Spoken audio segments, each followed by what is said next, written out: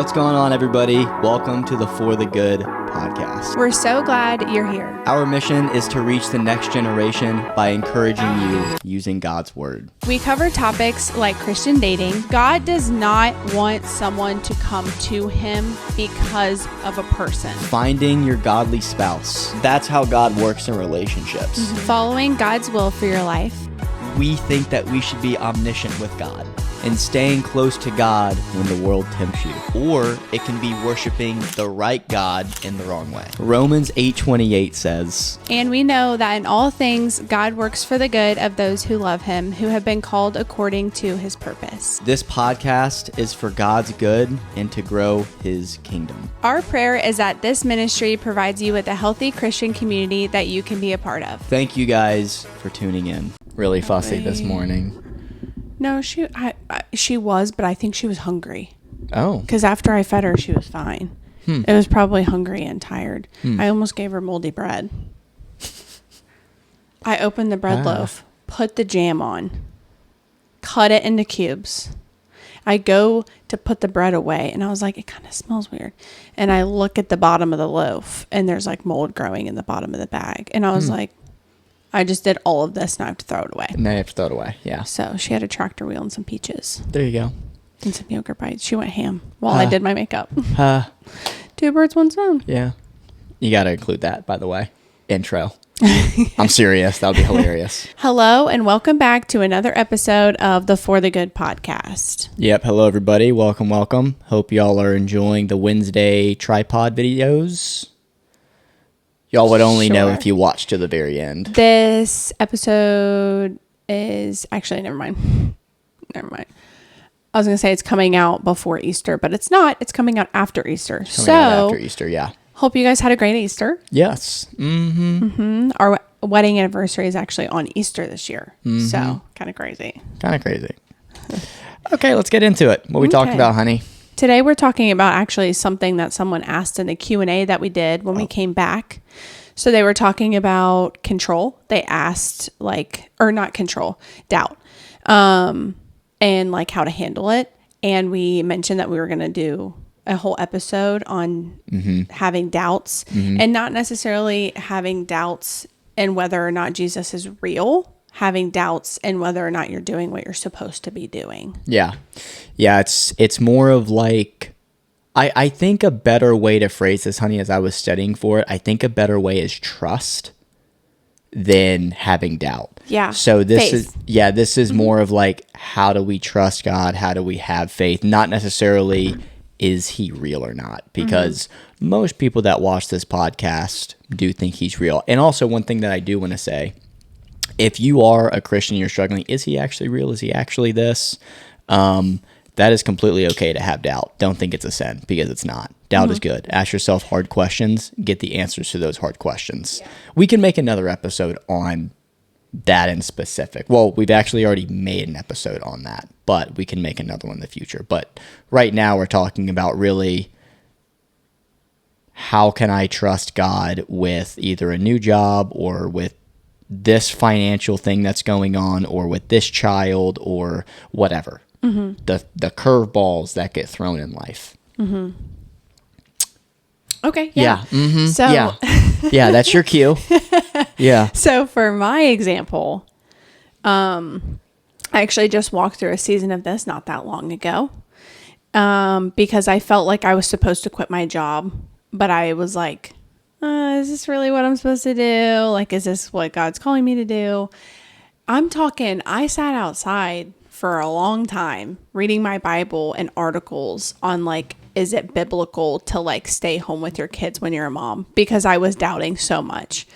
And it's crazy because when I pulled the plug, it feels like everything kind of fell into place. Did things get easier? Absolutely not. And we'll talk about that in a second. Yeah. However, there was peace around it. So there's a difference between having peace about something and then something just like not feeling good at all. Right. Okay, so we're going to start off with this then, because real quick, because I think this is going to be a good segue into what you're about to talk about. Because how do you know what I'm about to talk about? Because I know you. And I have a feeling you're wrong. But Okay, I have a feeling I'm wrong. But you said, did it get easy? Did it get easier? No, it didn't. Yeah. No, it's still not easier. Correct. And this is where a lot of people say, like, oh, well, this must not be the right thing. So, okay, Because it's hard. they assume it's going to be easy when Yes. it's from God. Yes. Okay, what you got for me? Okay, so I'm going to go here. So we've already talked about this, kind of. Okay. So I'm going to go into Exodus. Oh, here we go. This Okay, is- wait, a little backstory. Asher's studying Exodus right now, and I feel like every single conversation we have every single day is like an example from it. So he is like deep into Exodus right now, and it's actually kind of cool what he's learning. Okay, It's my favorite book in the Bible by far. Okay, so this is Exodus chapter 16, starting at verse 1. And we're going to read all the way down through verse 3. It says, Then the whole community of Israel set out from Elim and journeyed into the wilderness of Sin. Between Elim and Mount Sinai, they arrived there on the 15th day of the second month, 1 month after leaving the land of Egypt. That's actually very important, but we're not going to dive into that right now. Verse 2. There too, the whole community of Israel complained about Moses and Aaron. Why would they complain, honey? Hold on. Verse 3 explains. They said, If only the Lord had killed us back in Egypt, they moaned. They sat around pots filled with meat and ate all the bread we wanted. But now you have brought us into this wilderness to starve us all to death. Mm-hmm. So what the children or the people of Egypt were doing, the Israelites getting led to the promised land, what they were doing was they were saying, this is extremely hard right now. Mm-hmm. Our life was better in Egypt because we at least got food. We at least got bread. The Egyptians forgot how much bondage they were in when they were in Egypt because they don't have food right now. If you guys continue to read Exodus chapter 16, what does God do? Manna from heaven, boom, all good. And right? exactly what they needed. Exactly what they needed. Not too much, not too little. And also, hold on, we'll talk about it maybe in another episode, but the manna wasn't like, oh, nice, I'm just going to open my mouth and God's just going to put bread in my mouth. No, they had to work for it. If you guys want a biblical kind of thing about what manna is, just look it up on the internet. It's probably not what you think. Yeah. Anywho, so the first time I read that, I was like, oh, dang, this makes me think about before I was a Christian, certain circumstances were very comfortable. And then when I get into something hard, I'm like, my life was way better back then. But when I was in that comfortable state, I was like in so much bondage. And that's what you have to get reminded of, was when you were in that comfortable state, you need to remind yourself what sin you were actually attached to. Yeah. Go ahead, honey. Yeah. Was that a good segue? That was good. Kind of? Kind of. Okay. I wasn't really going to start there. Okay, I wanted to give an example that like, we understand what it feels like to doubt where you're supposed to go, right? You've had doubts about what you're doing as well. So I actually wanted to start with the definition of doubt. Okay, yeah. Because when I was studying, also sorry about my voice, I'm overcoming a cold. I feel like I sound very raspy right now. Might just be in my head. I don't think so. Okay. Throat's really dry though. I also choked on eggs this morning, so I'm still recovering. Yeah, you did. Okay, so I looked up on Webster Dictionary what the definition of doubt is, and it says to lack confidence or to be uncertain. Yeah. And it made me think, and I was like, wait a second. Of course we're going to have doubt. Of course we're going to be uncertain and we're going to lack the confidence because we're not God. You know, like we're not calling ourselves to that. He's calling us to it. So of course we're going to doubt it. We don't know everything, you know, and we should feel that way. I think it's good to feel that way. Because we'll never be 100% sure. Yeah. Like one day when we get to heaven, like maybe he'll tell us everything. I don't know what it's going to be like, but maybe he'll tell us like, hey, this was right. Like kind of like a test. Maybe. I don't know if I want to know what I got right though and what I got wrong. But maybe one day we'll find out. But as long as we're on earth, we're not going to have 100% certainty as to what he's calling us to. Did you have anything to add to that? Yeah, I was just going to say, kind of like at the beginning of the episode, I say doubts don't equal sin. Mm-hmm. I actually like to compare the two. Doubts actually equals that you're human. Mm-hmm. Because if you don't have doubt, that means that you are God. Mm-hmm. Because God doesn't have doubts. Mm-hmm. He knows from beginning to end. He is who he is. Mm-hmm. He knows everything. So why would he have doubts when he already knows what's going to happen? Mm-hmm. So honestly, you having doubt, you should be praising God that it's like, oh yeah, I'm actually in the right place. Mm-hmm. Now don't let it consume exactly. you. Yeah, right? exactly. Yeah. The doubts that you do have, I think this is a good segue into you asking yourself these hard questions. Mm-hmm. Why do I have doubt about finances? Why do I have doubt about, me leaving my job and stepping into something else? And God's going to reveal to you why you have doubt. Mm-hmm. Usually, at least he does for me when I have doubt in a certain area of my life. He'll point out sin in my life that I need to let go of. Mm-hmm. Usually idolatry. Go on. That's really good because the biggest thing for me when I quit my job was control. Mm-hmm. And that's the sin, and that's still the sin that I struggle with every day, is wanting to control everything. Yeah. Like I'm doing a devotional on perfectionism because when something doesn't go my way, I fall apart. Right. And in motherhood, it's every single day. Something is not going my way because I'm taking care of another imperfect human. Mm-hmm. That's really good. So I wanted to bring up when the Bible actually mentions the word doubt. Okay. It mainly has to do with doubting God's existence, especially in the Old Testament. Yeah. Right. However, Jesus does tell us multiple times in the New Testament to have faith and to not doubt. Mm-hmm. And the story of Peter is always a great example when he's walking on water, right? When he tells him, like, leave the boat, come towards me. And an interesting part of the story that I've heard a lot of pastors focus on, which I think is amazing, is when he actually starts to sink, it's when he looks away from Jesus. Like when he looks down at where he's going and what he's doing. So if you feel like God's calling you to something, I think the best way to approach it is to keep your eyes on him and not focus too much on every detail that you're doing, right? Yeah. Peter was more worried about where his feet were going to land because he was literally in water. Yeah. He was looking down. He was like, where am I going to go? And Jesus is right in front of him saying, like, don't have doubt. Like, I'm right here. Mm-hmm. Like, just have faith and walk towards me. Yeah. And you can do it. Yeah. So, and usually when God's calling us to do something, it usually has to do with him, at least from what I have witnessed in my life and hearing other people's stories. And what I mean by that is, like, it's your way of honoring him. Yeah. So I am taking care of Macy and I'm raising her to be a disciple of Jesus. So, like, he's given me the gift of motherhood that I'm stewarding, right? Yeah. I've heard a lot of stories of people leaving, like, day jobs to, like, go into ministry. You hear that all the time with people in ministry. Like, they'll be like, I remember there was a pastor in Ohio. He was working a tech job. He was like a IT engineer or something. Crazy job, crazy amount of money. He was like they had no worries. He was the only one working, I'm pretty sure. I don't think his wife was doing anything. I think she was taking care of the kids. And he left that job to start working at the church that I was going to. Yeah.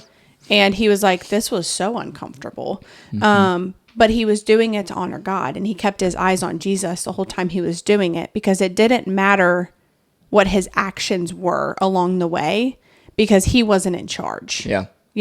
Like, he's a lamp to our feet. He's going to guide us. Mm-hmm. So yeah. Do you have anything to add to that? Yeah. I'm also going to say is, because you mentioned ministry, and I think a lot of Christians think that they are only supposed to be in ministry. That's also not the case at all. Yeah, I'm not sitting here telling you need to leave your job and you need to go serve in the church. Definitely not what we're saying. Not what I'm saying at all. Guess what, guys? I don't serve in my church, and I'm completely at peace with knowing I don't serve in my church. Mm-hmm. Just saying.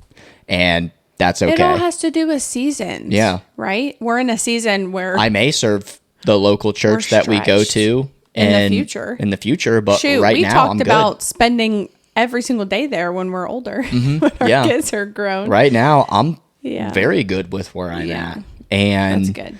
Yeah, I don't want to pressure everyone into saying, oh, you got to go into ministry. No, honestly, God may call you to that accounting job. And, you can glorify God through helping people financially, because that's a big thing. Yeah. And my accountant's Christian. He is awesome. Yeah. And, I could only imagine the stories where he's, brought in people to God through his accounting firm and stuff like that. Anywho, where do you want to go to next? I have something that I want to bring up real quick. Okay, go ahead. Okay, so this is Mark chapter 4. And this is when Jesus calms the storm. Okay, we'll pick it up at verse 37. But soon a fierce storm came up, high waves were breaking into the boat, and it began to fill with water. Jesus was sleeping at the back of the boat with his head on a cushion. The disciples woke him up, shouting, "Teacher, don't you care that we're going to drown?" When Jesus woke up, he rebuked the wind and said to the waves, "Silence, be still." Suddenly the wind stopped and there was a great calm. Then he asked them, "Why are you afraid? Do you still have no faith?" So I know there's a lot of stuff you can learn about this story in specific, about him calming the storm, or even Jesus walking on water. But one thing that I want to say with that is the faith that I have found, anyway, that Jesus talks about a lot, is putting someone in a very uncomfortable situation, and the only thing you can do is to rely on him. Yeah. Because you're not going to grow your faith, you're not going to grow your confidence that he's with you and he's for you, being in a comfortable state. Let me give you an example, okay? And this is just a thrown out example. I'm not talking directly to you. I'm not a TikTok algorithm, okay? I'm just throwing you a scenario, okay? You work a 9-to-5 job. Maybe it's something with, I don't know, what's a typical marketing, okay? You're a marketing agent, okay? You make 6 figures, you're single. Bills are paid, everything's good.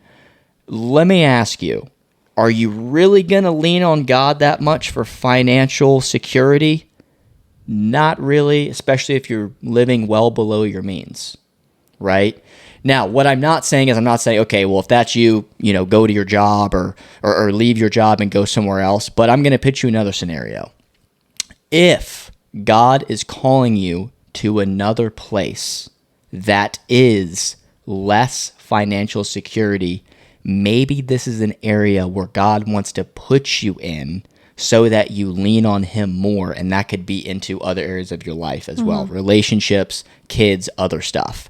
Because if you're stuck in that one job, very, very comfortable, what are you really leaning on God for? Not really much. Yeah. Because, if you're taken care of financially, I'm not going to say there's nothing you can lean on God for. That's not what I'm saying. But leaning on God financially is a really big thing for Christians. So if you're stuck in a very comfortable state, it's you're not really going to grow your faith, I think, is what I'm getting at. So there may be a chance where God puts you in a situation where it is not good. And you're like, why is this happening to me? And it's like, well, it's probably because God wants you to grow faith in that area, like with him calming the storm. Yeah, absolutely. Go ahead. And honey. it doesn't always have to be like finances or jobs. It doesn't. Yeah. It's just the first thing that comes to my head. He could be calling you to leave a church that is really small and you have like a really tight knit community in, to go somewhere else that maybe is a little bit bigger. And for Pete's sake, I walked into my last church in Ohio to the young adult group by myself. I just walked in, sat through service, and you know how many friends I made from that? It was so uncomfortable. I had a girl from my high school reach out to me that I have never even spoken to, but I knew that we went to school together. She was like, "Hey, I'm starting a Bible study," because she knew I was a Christian because of the content I was posting online. And I was like, "I would love to come." She had a bunch of her friends there. I knew no one. I showed up. It's okay for it to be uncomfortable and peaceful at the same time. Mm-hmm. And I like what you said about how like he's going to call us to stuff that makes us rely on him, because it's not about us, right? And I know people always say this, like, he doesn't call the equipped, he equips the called, right? He'll give you what you need. And as cheesy as it is, it's true. Oh, it's so cheesy. You know, I was not ready to be a stay-at-home mom. Like we were splitting Macy 50-50. Actually, for a little bit, I was working on a website project and you had her the majority of the time. And I was thrown in 6 a.m. to 7 p.m., 6 p.m. sometimes. It's like 12 hours and I'm tired. Yeah. And I'm still not used to it. I'm still adjusting. And it's not easy. It's peaceful in a sense of like, I know this is where I'm supposed to be. Yeah. But it's definitely hard and I'm having to rely on him the entire time. Right. You know? So my biggest piece of advice, if you're sitting down, you're like, am I supposed to be doing this? Is this actually from God or am I just making this up? Yeah. Is, are you available to pursue it? Because I think a lot of times we like over spiritualize things and we're like, oh, I feel like God's calling me to move to Wyoming and you live in Pennsylvania. It's like, are you able to even do that? Like, Yeah. is there a job there? Is there something going on? Like, why do you feel like he's calling you there? You know, like, is there an opportunity there? Like, what are you actually able to pursue that? Or do you just like the mountains and you want to phrase it as, oh, God's calling me? It's like, I don't know. Yeah. Like, You know? for example, I know I keep using this as an example, but it's what I just walked through, right? When I was thinking about quitting my job, it's like, am I able to quit my job? Does my husband have a job? Yes. Does he also have a job that has an unlimited amount? Like, he doesn't have a threshold. Like, it's not a salary-based job. So if we need more money one month for something that comes up, like, he's able to work harder and earn more money to cover those bills. I was very able to pursue being a mom. So that's my biggest piece of advice, is making sure that you're actually like able to pursue it and you're not just like making it up. Also, while I was doing some digging on doubt and the word, an article came up actually from Psychology Today, and it was giving a definition of doubt as well. So it, or not definition, it was giving a reason for self-doubt. Okay. So Psychology Today says that reasons for self-doubt come from low self-esteem, self-worth, self-confidence, or self-knowledge. And what do all of those terms start with? Self. So focusing on ourselves is Right. literally what caused the downfall Yep. in Genesis. And it's how sin entered the world. So if you think about you doubting yourself, you're more worried about your capabilities than how faithful God is to you. Yeah. And you're focusing too much. You're looking in the mirror and you're saying, I can't do this. I'm not enough. I don't know if this is for me. And you are so focused on me, that you're not even giving him the opportunity to work through you yeah. and help you, because we're everything that we do day to day should be for the Lord. And I keep reminding myself of this. I was talking to you about this the other day. Doing tasks that are difficult make it way easier if I know that I'm doing it for him. Right. So every time I'm doing something where I'm just like, the end of the day hits, I'm exhausted. Macy's fussy. She's about to go to bedtime or do her bedtime routine. I have to give her a bath, all the things. And I'm like, I just have nothing left in me. Yeah. When I do her bedtime routine, like last night was really hard because yesterday was a hard day. And I got to the end of the day and I was like, okay, how am I going to get through this? Like, I just got to remind myself in that moment, like, I'm doing this for the Lord. Like, I'm doing this for the Lord. Yeah. Like, is it going to be hard? Is it going to have, bumps in the road? Probably. Yeah. But you're doing it for the Lord. Yeah. And also, something that really stuck out to me a couple weeks is when you said it doesn't have to be about him. It just has to be for him. Yes. So that's full circle moment where I'm like, that accounting job that you have, you don't have to call it the Christian accounting firm. You really don't. Yeah. But however, you know your purpose is to serve people with their taxes.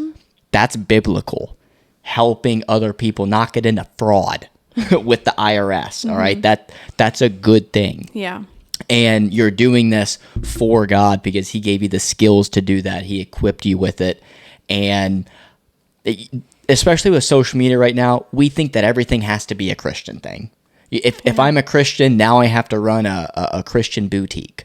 I'm a Christian, now I have to make a Christian energy drink, which I'm, not bashing or whatever, but apparently a lot of people are coming out with Christian energy drinks after this one energy drink started. Now a lot of people are doing it. I just saw one posted the other day. Yeah. I saw that. They actually reached out to me, one of them, and they're sending me a case. Maybe we'll promote it on here, not sure. But not everything has to be John 3:16, man. Just being honest. It has to do with the way that you do things. Yeah. How are you running your business? Yeah, exactly. How are you spending your day? Yeah. Mm-hmm. Exactly. Are you honoring him? Yeah.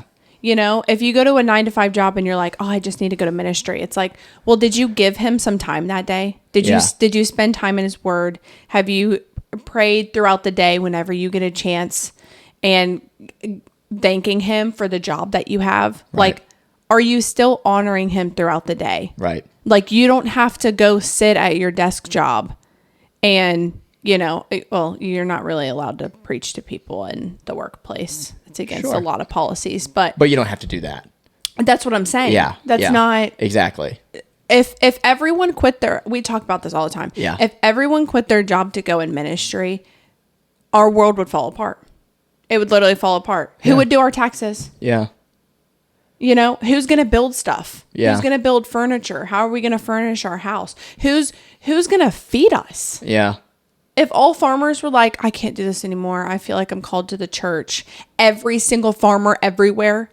We're cooked. Oh, we're going to have to become farmers. Mm-hmm. And then what? Then we're going to be like, oh no, I need to go into ministry. Yeah. And then we're just going to starve. Yeah. Yeah.